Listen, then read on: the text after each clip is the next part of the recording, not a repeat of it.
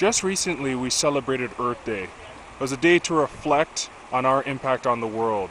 Here, I'm in the ravine at Credit River, which is in the city of Mississauga, a bustling metropolis. I come here to think and reflect on different things I could do, what's going on in my life, and it's great to have this kind of refuge. But there's also that constant reminder of what's going on around us with urban sprawl and development. Now we know we need to do more to help the environment and help the world. And we want to get not only adults but kids engaged in cleaning up and doing their part. But how do you do it? Do you just simply tell people go and pick up some litter? I think we need to take a better approach. That's why in this episode I'm bringing up the idea of making a game. Let's take environmentalism and make it into something fun where we're not only cleaning up and helping the world, but also enjoying ourselves at the same time.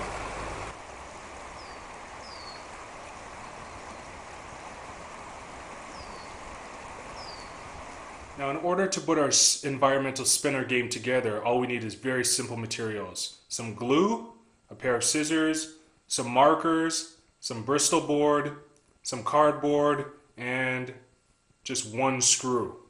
Now, in order to put our environmental game together, what we need to do is establish the circle part, the square part, and then put it together. Now, for the actual spinner, what I used is your normal dinner plate. I found a full-size dinner plate, and what I did is I traced it onto the Bristol board. Once it's traced on the Bristol board, I split into 8 different sections using my ruler and black marker. Once you have that done, color it in any way that you want. And then from there, we'll decide which categories to put into each section. You do the same thing for the actual square part, where as long as it's big enough to fit in the spinner, I designed it here to have the sun and clouds, put whatever you like onto it, and make sure to have a little indicator in the top corner so it indicates when it's spun what each player has to choose. Now once you have that done, cut it out and stick it onto cardboard. Once both parts are stuck onto the cardboard, what you need to do is join them together. And this is where the screw comes in handy.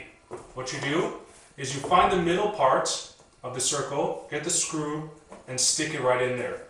Find where on the board you would like it to go. Once you find that part, you just simply force it in there, and there you go. We have a working spinner. And from here, we're going to decide which categories we're going to put onto each section.